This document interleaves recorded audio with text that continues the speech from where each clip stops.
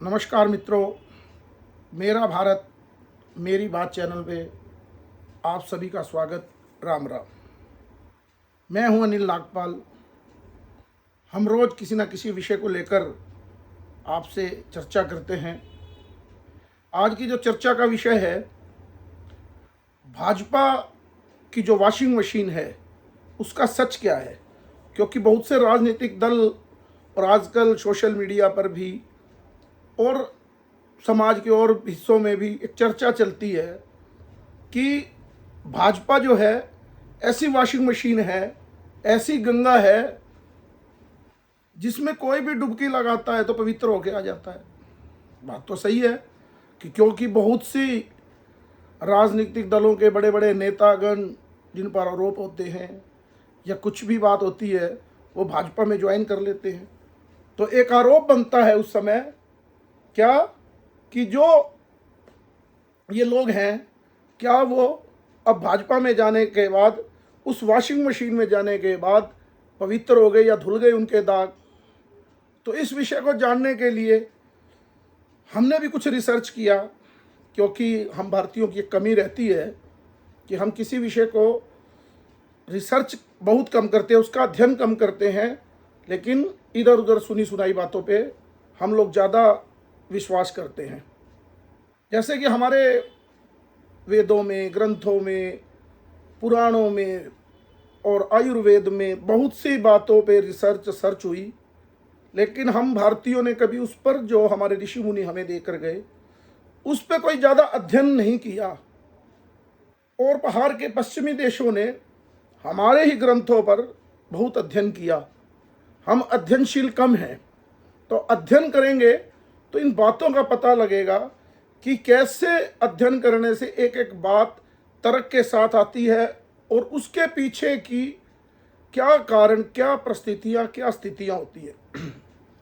जैसे कि आज का विषय है कि वॉशिंग मशीन में, जो भाजपा की वॉशिंग मशीन में नेता जाता है वो पाक साफ हो जाता है। तो पहले तो हमें जानना होगा कि भारतीय जनता पार्टी की वो वॉशिंग मशीन क्या है, कैसे कार्य करती है, उसका उत्पादन कहाँ होता है।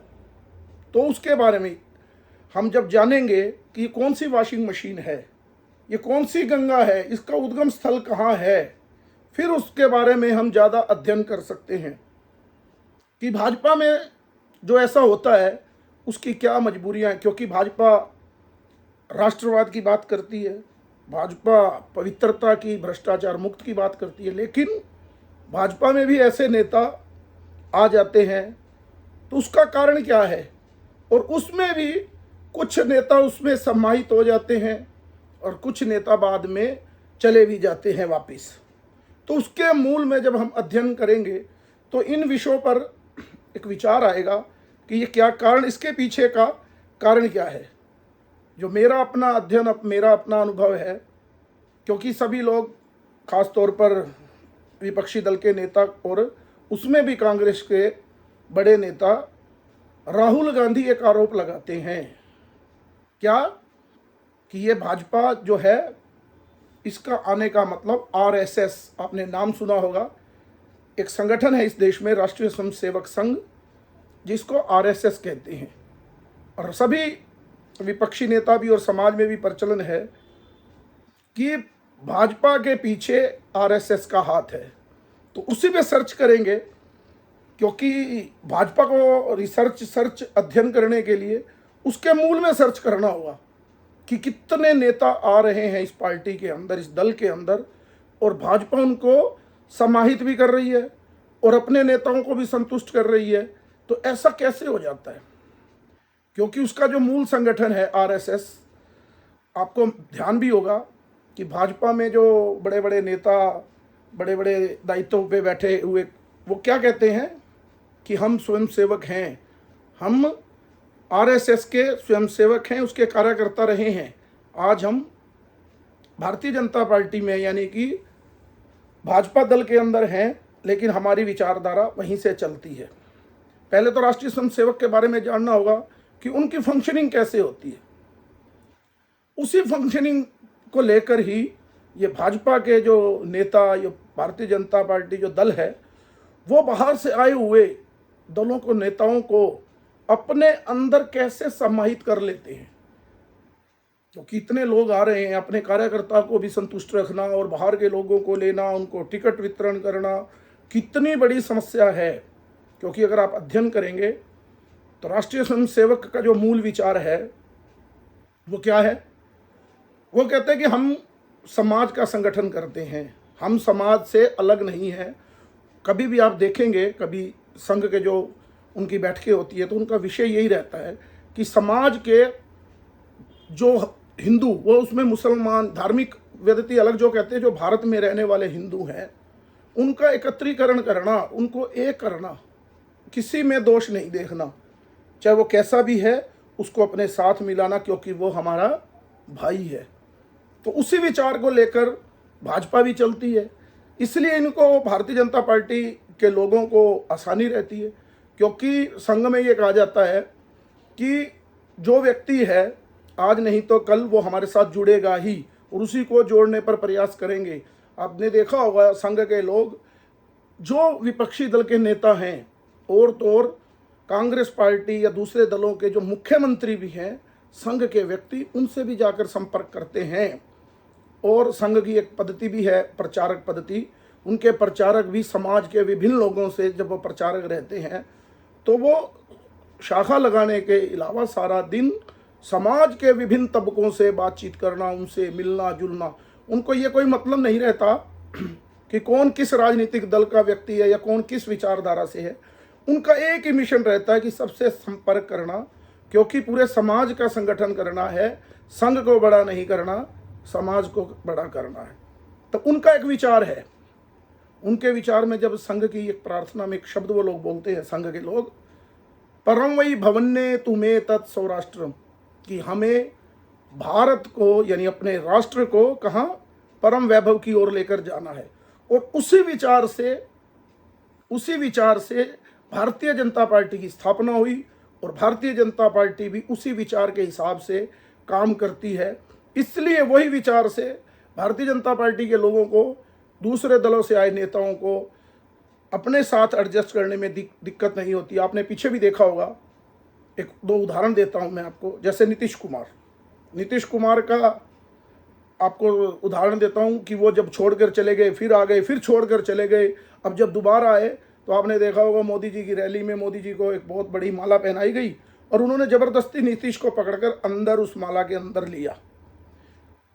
कितने ऐसे लोग, मैं तो एक नीतीश जी का उदाहरण दिया, उसके साथ अभी गौरव पंत जी है, वल्लभ जी आए हैं अभी पार्टी में, और रोहन गुप्ता अभी आए नहीं पार्टी में, लेकिन बहुत बड़ी बड़ी मोदी जी को गाली देते थे। ऐसे बहुत से लोग जो प्रवक्ता बनकर मोदी जी के ऊपर हमला करते थे, लेकिन मोदी जी ने जैसे ही वो पार्टी में आए उनको अपने साथ मिला लिया। अभी एक बॉक्सर आए रात को भी, विजेंदर सिंह, वो रात को भी क्या कर रहे हैं, ट्वीट कर रहे हैं, राहुल गांधी का ट्वीट को रीट्वीट कर रहे हैं, मोदी जी की बुराई कर रहे हैं। सुबह अचानक उनको सपना कुछ आया और वो भाजपा की वॉशिंग मशीन में चले गए और सुबह वो भाजपा ही हो गए और कहने लगे कि मैं तो देश के हित में काम करने के लिए भाजपा से जुड़ा हुआ। तो आपको सबसे पहले भाजपा को समझने से पहले क्या करना होगा, संघ को भी समझना होगा। नहीं तो राजनीतिक पार्टियां कितनी भी कोशिश करती रहें, 100 वर्ष 200 वर्ष भी लग जाएंगे, तो भी भाजपा के साथ कभी मुकाबले के लिए खड़ी नहीं हो सकती। आज इस वीडियो में हम इसी पे चर्चा करेंगे। आप अंतिम तक देखना कि वो विषय क्या रहते हैं जिनसे भाजपा किस तरह से एडजस्टमेंट करती है और अपने कार्यकर्ताओं को सहेज कर रखती है। कुछ उदाहरण मैं आपके सामने रखूंगा कि एक विचार है, उनका एक ही विचार है, क्या, जो मैंने अभी बताया था कि राष्ट्र को परम वैभव की ओर ले जाना, परम वही भवन्ने तुम्हें तत् सौराष्ट्र। उनका एक मूल मंत्र उनकी प्रार्थना में रहता है कि हमें राष्ट्र को परम वैभव की ओर लेकर जाना है। अब आप एक बात देखेंगे कि क्योंकि अब परम वैभव की ओर लेकर जाना है तो ऐसे नेताओं का भी क्या जरूरी है, ऐसे नेताओं को क्या जरूरी है कि पार्टी में शामिल कराया जाए। लेकिन क्या होता है, कई बारी आपने देखा होगा, जो सुनार है उसके पास आप जाओगे कि हमें जेवर बनवाना है, गहना बनवाना, क्योंकि सुंदर तो गहना दिखता है, सोने की कीमत है, लेकिन गहने की भी अपनी कीमत रहती है, क्योंकि सोना कोई वैसे नहीं पहनता, गले में, हाथों में, श्रृंगार जो भी होता है, तो वो क्या करते हैं, उसका आभूषण बनवाते हैं। और आपका भी अनुभव है कि आभूषण 24 कैरेट का नहीं होता, 22 कैरेट, 18 कैरेट, 16 कैरेट, यानी उसमें कोई ना कोई खोट मिलाया जाता है। कई बार क्या होता है, कोई भी चीज को दर्शन करने के लिए, सुंदर बनाने के लिए, उसको काम में लेने के लिए कुछ खोट मिलाया जाता है, आप देखेंगे। इसी तरह भाजपा भी, जो उनकी रणनीति है कि सोना तो शुद्ध रहे, लेकिन उसमें कुछ खोट की जरूरत है, क्योंकि सोने को आभूषण का रूप देना है, तो वो क्या करते हैं, उसमें कुछ खोट भी मिला लेते हैं। कि जैसे आप बात करें, एक बहुत बड़ा विषय चलता है, उनके राजनीतिक विचार के विरुद्ध के व्यक्तियों के साथ गठबंधन। इसमें सबसे बड़ा उदाहरण मैं आपको दूं तो पीडीपी के साथ जम्मू कश्मीर में, जिसके साथ भाजपा का कोई भी मेल नहीं, मिलाप नहीं, कोई विचारधारा नहीं दूर दूर तक, उसके साथ महबूबा मुफ्ती के साथ भारतीय जनता पार्टी ने गठबंधन कर लिया। इतनी आसानी से गठबंधन किया कि सबको झटका लगे देश में, एक पश्चिम, एक पूर्व, एक उत्तर और दक्षिण, इतनी दूरी के लोगों ने आपस में गठबंधन कर लिया। लेकिन भारतीय जनता पार्टी ने चुपचाप से, बिना भनक लगे, अपने, उनको पता था राजनीतिक नुकसान भी हो सकता है, लेकिन मैं वही कह रहा था ना, वो लोग, उनके पीछे जो काम करती हैं उनकी टीमें, वो संघ के लोग हों और उनके राजनीतिक दल के लोग हों, और जो जो भी टीमें उनके पीछे काम करती, कितना अध्ययन किया जाता है। नुकसान राजनीतिक भी हो सकता था, लेकिन उनको पता था कि आभूषण बनाना है सोने में, तो उन्होंने क्या किया, पीडीपी पार्टी से गठबंधन कर लिया। और उनकी मूल जानकारी लेकर, और जैसे, क्योंकि भाजपा की कभी भी सरकार जम्मू कश्मीर में इस परिसीमन के दौरान नहीं बन सकती थी, क्योंकि कश्मीर रीजन की सीटें ज़्यादा हैं और वहाँ पर भाजपा का कुछ नहीं, लेकिन उन्होंने सरकार में हिस्सेदारी करके, उसके मूल में जाकर सारी कठिनाइयों को दूर करके, और चुपचाप से, जैसे सोने का गहना बनता है, जब सोने के की प्योर की जरूरत होती है, तो सुनार उसको आप दोगे सुनारे को, तो सुनार जो है वो उसको आग में जलाकर शुद्ध कर देगा, और जो उसके अंदर मिलावट होगी उसको वो उड़ा देगा, ख़त्म कर देगा। मिलावट की भी कहीं कीमत होती है, लेकिन शुद्ध करने के लिए फिर उसको हटा दिया जाता है। इसी तरह से इन्होंने उस मिलावट को लिया, अपना काम किया, उसको हटाया, और शुद्ध सोना फिर, जो उनका 1952 से ही श्यामा प्रसाद मुखर्जी से लेकर ही भारतीय जनता पार्टी का एक ही नारा था वहाँ,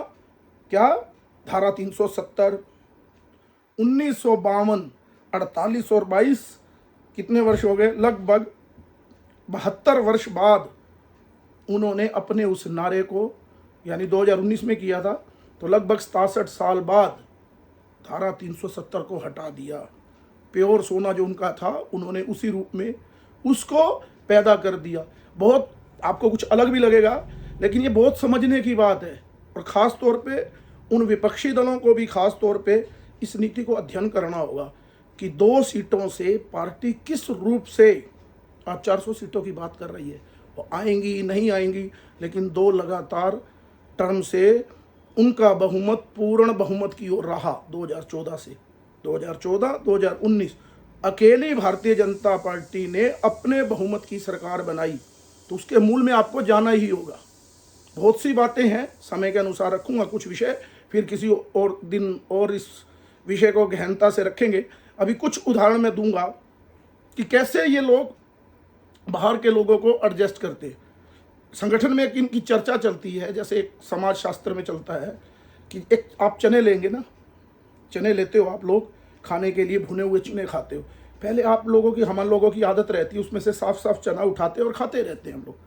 फिर उसके बाद जो उससे थोड़ा सा डाउन होता है, क्योंकि साफ चना खाया जाता है ट्रेन में बैठे बैठे या घूमते फिरते, तो दूसरे नंबर का जो चना होता है, जो उससे थोड़ा लो क्वालिटी का मिक्सी मिलता है चना, फिर हम उसको खाना शुरू कर देते हैं, क्योंकि साफ चना तो निकल गया। फिर धीरे धीरे धीरे वो बिल्कुल चने की वो भूर सी जिसको बोलते हैं अपनी भाषा में भोर बच जाती है, छिलका टाइप होता है जो छोटा छोटा सा, और कुछ सख्त सख्त भी होते हैं चने। लास्ट में हम क्या करते हैं, उसको भी खाना शुरू कर देते हैं। तो भारतीय जनता पार्टी की भूख भी उन्हीं चनों के जैसी है कि कैसे भी स्पष्ट चने दूसरे, और फिर जो बिल्कुल वेस्ट है। अब वही विजेंद्र सिंह की बात थी, क्या वो भारतीय जनता पार्टी का फायदा करता? लेकिन एक एक व्यक्ति को पार्टी में सम्मिलित करना, ये संगठन इन लोगों ने सीखा है। अब बहुत सी चर्चाएं इस विषय को लेकर चलती हैं कि ये लोग तभी भारतीय जनता पार्टी ज्वाइन कर रहे हैं, बहुत से नेता, क्योंकि सत्ता में है भारतीय जनता पार्टी, इन लोगों को लाभ है, बहुत से लोगों को लाभ लेना है सत्ता का। लेकिन इस विषय पे एक बात दूसरी ये भी है, उन्हीं लोगों को मंथन भी करना चाहिए, खासतौर पे कांग्रेस जैसे दलों को, कि आपने 60 साल राज किया, उस समय आपके पास भी सत्ता थी, ताकत थी, और आपने उसका दुरुपयोग भी किया सत्ता का। लेकिन आप किसी भी भाजपा, उस समय अटल जी, अडवाणी जी, ऐसे बहुत बड़े बड़े नेता हुए, आप किसी नेता को, जिन लोगों ने कभी सपने में भी नहीं सोचा था कि भाजपा की अपने दम पर कभी सरकार बन जाएगी, उन लोगों को आप लोगों ने नहीं तोड़ पाए। क्यों नहीं उन लोगों को आप लोग प्रलोभन दे पाए? मान लो आपके कांग्रेस के 9 लोग जो हैं प्रलोभन में आ जाते हैं, लेकिन वो उन्होंने भी कष्ट में सहा। संघ के प्रचारकों ने इतने बुरे बुरे दिन देखे, भोजन उनको नहीं मिलता था 5-5 दिन। अभी इस विषय पे कभी चर्चा करेंगे, जब संघ की गहराई से चर्चा करेंगे, तो कैसे वाजपेयी जी, नाना साहब देशमुख की वो चप्पल वाली भी एक घटना है, या बहुत घटनाएं हैं प्रचारकों की जीवन में, अगर आप अध्ययन करेंगे तो कैसे कष्ट सहन के करके भी उन्होंने अपने संगठन को बनाया। और ऐसे ही उन्हीं विचारों से भाजपा ने, क्योंकि आप देखेंगे कि एक लाल डायरी में मदन लाल खुराना जी और अडवाणी जी का नाम आया, तो उन्होंने कहा जब मैं शुद्ध हो जाऊंगा, इस डायरी में नाम है, कोर्ट से पहले सर्टिफिकेट लूंगा, उसी समय इस्तीफा दे दिया। लेकिन उन्होंने दल बदल कभी भी नहीं किया। उस ताकत के पीछे कौन था? मैंने फिर कहा, उस ताकत के पीछे एक विचार चलता है, परमवई भवने तुम्हें तत्सौराष्ट्रम, राष्ट्र को परम वैभव की ओर ले जाना। इस विचार की वजह से आप लोग विपक्षी दल उनको अपने तरफ नहीं मिला पाते, और जब उनका समय आता है तो आपके दल छोड़ छोड़ कर उस दल में जाते हो, और वो भारतीय जनता पार्टी के लोग उसको अपने में सम्मानित कर लेते हैं। अब इसके भी उदाहरण हैं। कुछ लोग कहते हैं कि ऐसे कैसे हो सकता है, आप सोने में जो खोट मिलता है वो कैसे सोना होता जाता है, इसके भी कुछ उदाहरण देता हूँ। सबसे बड़ा एक उदाहरण आजकल आपको मिलेगा आसाम के मुख्यमंत्री हेमंत बिस्व शर्मा का। वो कांग्रेस में थे, बहुत बड़े नेता थे कांग्रेस के, किन्हीं विषयों को लेकर वो राहुल गांधी से मिले, और उनके अपने आरोप होंगे कि राहुल गांधी कुत्ते को बिस्किट खिला रहे थे, वही हमारे आगे रखते हैं। तो उस विषय पे कभी करेंगे चर्चा, उनको लेकर कभी एक एपिसोड उनके लिए भी बनाया जा सकता है। हेमंत बिस्व शर्मा के लिए उन्होंने पार्टी छोड़ी, उनके पार्टी में आते ही, राजनीतिक दल भाजपा में आते ही भाजपा ने बहुमत लिया, लेकिन सर्वदानंद सोनोवाल को उस समय मुख्यमंत्री बनाया। लेकिन फिर 5 साल बाद सर्वदानंद सोनोवाल के विषय में देखेंगे आप, सरकार बनी, उनके नेतृत्व में बनी, लेकिन भाजपा ने हेमंत बिस्व शर्मा को क्या किया, मुख्यमंत्री बना दिया। और वो आज के दिन बड़े लोकप्रिय मुख्यमंत्री हैं। बहुत से लोग तो चर्चा योगी और हेमंत बिस्व शर्मा की करते हैं, यानी कि भाजपा में, यानी उस सोने में वो मिलकर प्योर सोना हो गए। भाजपा की विचारधारा के अनुसार बात कर रहा हूँ सोने की, आप ये मत सोचना कि कौन सोना है, मेरा मकसद वो नहीं है बताना। कहने का मतलब वो उस विचार में मिलकर अपने विचार के साथ इतनी जल्दी से समाहित हो गए। जैसे कहते हैं ना, पानी जिस चीज़ में भी मिलता है तो पानी वही रूप धारण कर लेता है। पानी रे पानी तेरा रंग कैसा, जिसमें मिलाओ वैसे का वैसा। जिसमें भी पानी, दूध में मिलेगा, दही में मिलेगा, जिस चीज़ में भी पानी मिलता है वो वही रूप धारण कर लेता है। तो कहने का मेरा अभिप्राय, तो जो कांग्रेस के बड़े नेता हैं, जो भाजपा की विचारधारा के साथ अपने को सम्मिलित कर लेते हैं, और क्योंकि भाजपा को कोई दिक्कत नहीं होती, मैंने कहा ना, उनके पीछे संघ का वो विचार चलता रहता है कि सबको लेना है, सबको साथ जोड़ो, सबको साथ जोड़ो, समाज का कोई भी हिस्सा अपने से दूर नहीं रहना चाहिए। उसी आइडियोलॉजी को लेकर उनकी जो एक राजनीतिक, उनकी विचार की एक दल है भाजपा, वो भी उसी पर ही काम करती है। और वो करते करते आप देखेंगे कि कांग्रेस पार्टी बहुत बड़ी पार्टी रही, देश की आज़ादी से लेकर, और 60 साल राज किया। तो कांग्रेस के कितने टुकड़े हुए, अध्ययन करें, हम एक क्लासरूम में बैठे हैं जैसे, उस तरह से अध्ययन कर रहे हैं। उसके कितने टुकड़े हुए कांग्रेस पार्टी के? कांग्रेस मुपनार, राष्ट्रवादी कांग्रेस, तृणमूल कांग्रेस, राष्ट्रीय कांग्रेस, भारतीय कांग्रेस, आप गिनते जाइए। हर 2 साल में जब कांग्रेस थी तो उसके टुकड़े होते थे और एक नया दल खड़ा हो जाता था। लेकिन भारतीय जनता पार्टी को भी बने 1980 में भाजपा बनी, उससे पहले 1952 में जनसंघ के नाम से ये पार्टी थी। लेकिन इसके टुकड़े नहीं हुए, बल्कि आप अनुभव करेंगे।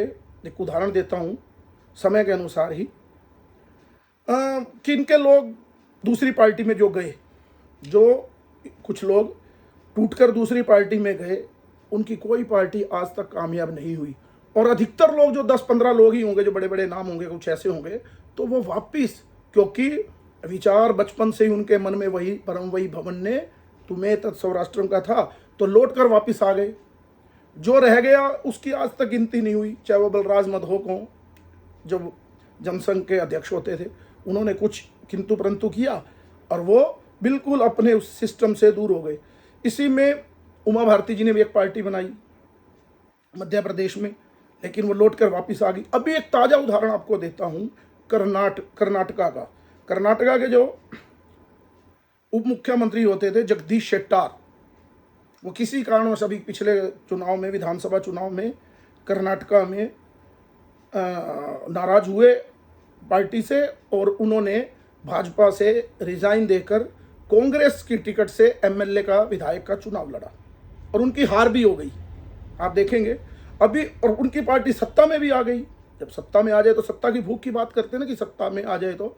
लेकिन उन्होंने कुछ ही समय में वापसी करके भारतीय जनता पार्टी को फिर से ज्वाइन कर लिया, और भाजपा ने भी उनको टिकट दे दी। आप देखेंगे कोई व्यक्ति हो, नाराज हो जाए या अपने को गाली निकाले या इस तरह से नाराज हो जाए, या कोई भी राजनीतिक दल, एक उसको साथ लेना बड़ा संभव सा काम है। जो दिन रात हमें गाली निकाले, मानवीय प्रवृत्ति तो होती है, सबकी है एक मानवीय प्रवृत्ति, तो उसमें पीड़ा होती है कि इसने मेरे साथ इतना बुरा किया, इसको मैं क्यों ताकत दूँ। आज तो मैं ताकत में हूँ, मोदी जी और भाजपा आज ताकत पे है। लेकिन फिर उसी विचार को लेकर उन लोगों ने उसी समय जगदीश शेट्टार की पुरानी बातें खत्म करके पार्टी में लिया और उसको लोकसभा का चुनाव लड़वा दिया। और किसी दल में ये नहीं हो सकता। मेरे कहने का अभिप्राय फिर वही, कि भाजपा से बहुत सी चीज़ें विपक्षी दलों को सीखनी होंगी सबसे पहले, क्योंकि भाजपा जो चलती है वो उस विचार के इर्द गिर्द उनकी धुरी पे उनका विचार और घूमता है, उससे वो पार्टी चलती है। विपक्षी दलों को भी पहले, अगर मोदी को या मोदी के बाद भी भाजपा को हराना है, तो पहले एक विचार पैदा करना होगा, इसके मूल में जाना होगा कि वो ऐसे कैसे जीत सकते हैं। हमें भी एक विचार पैदा करना होगा। केवल गाली देने से, मशीन कहने से, आरएसएस की बात करके कि आरएसएस है, आरएसएस की आइडियोलॉजी है, बिल्कुल वो तो छाती ठोक के कहते हैं कि हमारी आइडियोलॉजी आरएसएस है।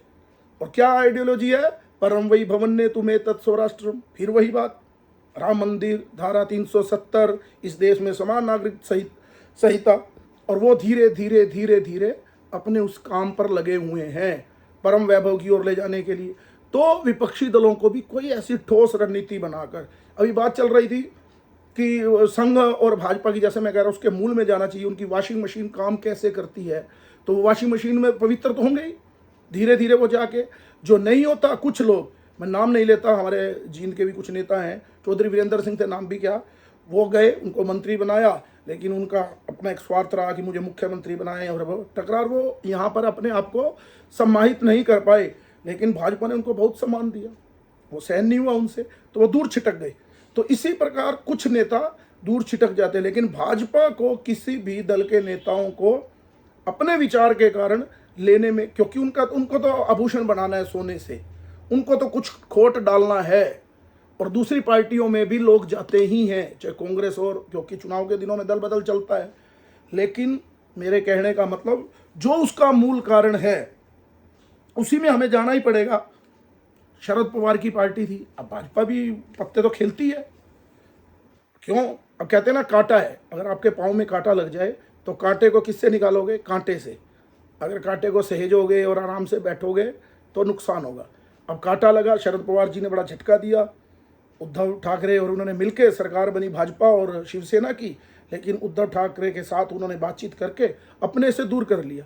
तो उसी समय सोच लिया कि ये कांटे को कैसे निकालना है, तो कांटे से कांटा निकाला, उद्धव ठाकरे की पार्टी को तोड़ दिया, एकनाथ शिंदे को मुख्यमंत्री बना दिया।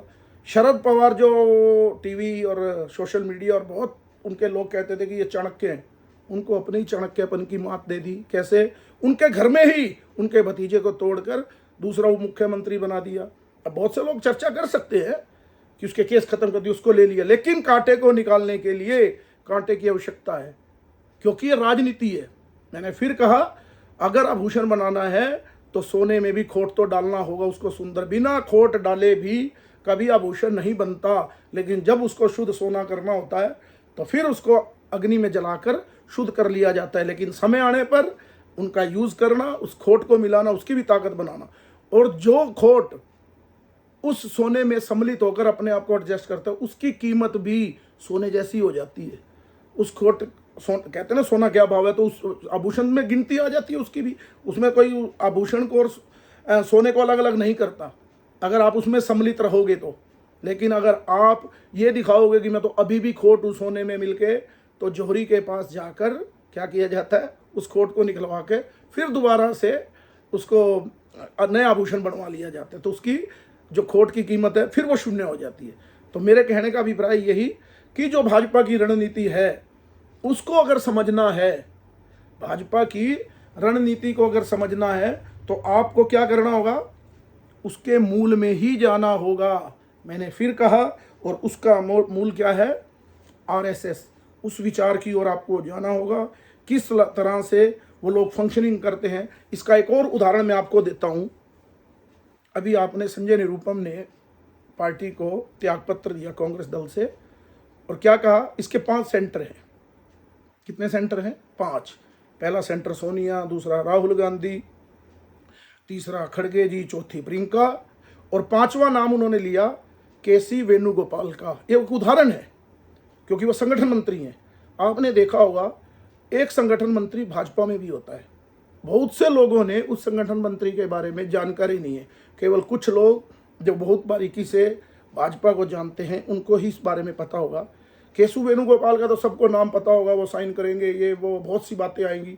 और उन्होंने आरोप भी लगा दिए, क्योंकि टिकटॉक वितरण वो भी अपने आप में सेंटर है। इसी तरह से भाजपा में भी, और भाजपा से ही ये सीखा है सब राजनीतिक पार्टी ने। महामंत्री तो बनते थे, लेकिन संगठन महामंत्री आरएसएस का एक प्रचारक भाजपा में जाता है और वो चुपचाप कार्य करता है। आज के दिन जैसे BL संतोष, आपने लोगों ने नाम भी नहीं सुना होगा, कर्नाटक के रहने वाले हैं शायद वो, तो वो भाजपा में काम करते हैं। किसी समय संघ के प्रचारक थे, आज भी प्रचारक हैं, लेकिन उनके दायित्व तो दिया, वो भाजपा में संगठन महामंत्री के नाते काम। उनका कोई पावर सेंटर नहीं है, उनको तो जो उनको विषय दिया है उसी पे काम करना। क्या कोई कमी है उसको ठीक करना, जो ठीक है उसको और ठीक करना। इस विषय पे अध्ययन किया जा सकता है कि जो भाजपा में संघ के आए हुए संगठन मंत्री हैं, हर प्रांत में एक संगठन मंत्री है, तो वो किस रूप में कार्य करते हैं, उनसे सीखना होगा। वरना मैं आज फिर कह रहा हूं, कितनी लड़ाई लड़ते रहे कांग्रेस और दल, आज नहीं 100 साल बाद भी चर्चा कर लेना। बहुत से लोग कहेंगे बड़ी बातें अनिल जी कह रहे हैं कि अतिशोक्ति नहीं।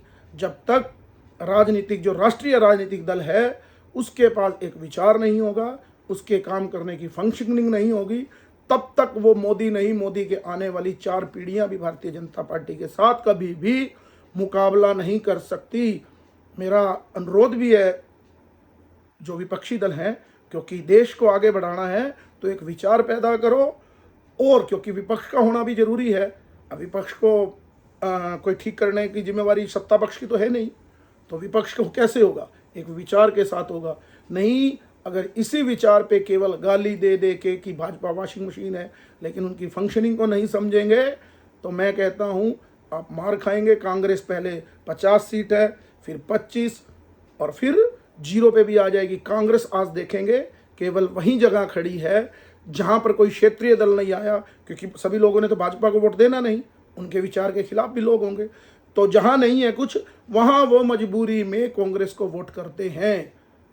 अगर कोई कांग्रेस बड़ी बड़ी बातें करती हो, आप धरातल पर देखना, आज पूरे देश में कांग्रेस के पास कोई कार्यकर्ता की टीम नहीं है, जबकि भाजपा के पास जो भारतीय जनता पार्टी के कार्यकर्ता वो तो हैं ही हैं, और उसके अलावा उनके पास पीठ पीछे ऐसे कार्यकर्ताओं की लंबी फौज है जो चुनावों के 15-20 दिन 1 महीना आती है, चुपचाप काम करती है, ना उनको कैंडिडेट से कोई मतलब होता, ना किसी से मतलब होता।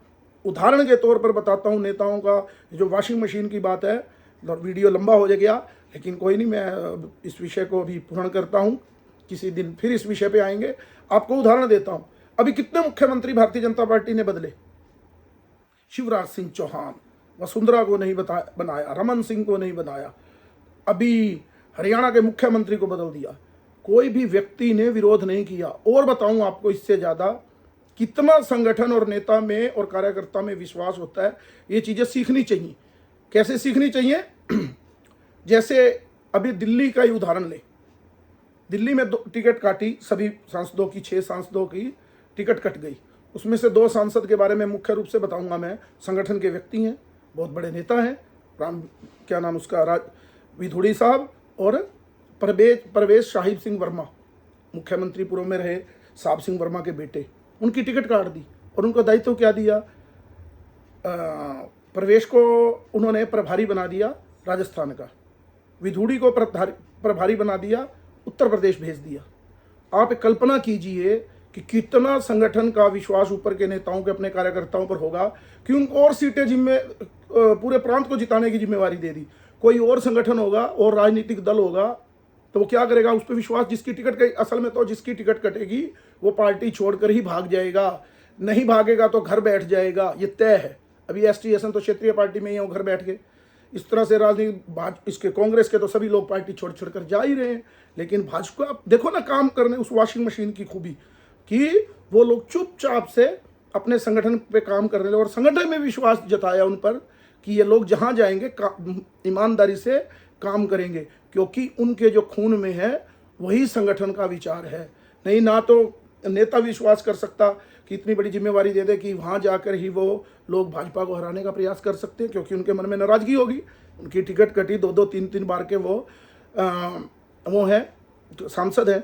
और इससे सबसे बड़ा उदाहरण मैं आपको देता हूं, हरियाणा में देखिए मनोहर लाल खट्टर, अभी पहले वो संगठन मंत्री थे, जैसे मैंने संगठन मंत्री की बात की, वो हरियाणा में भारतीय जनता पार्टी के संघ के प्रचारक के बाद संगठन मंत्री का दायित्व आया, फिर वो परिप्रेक्ष्य गायब हो गई, फिर वो आए, फिर वो मुख्यमंत्री बन गए।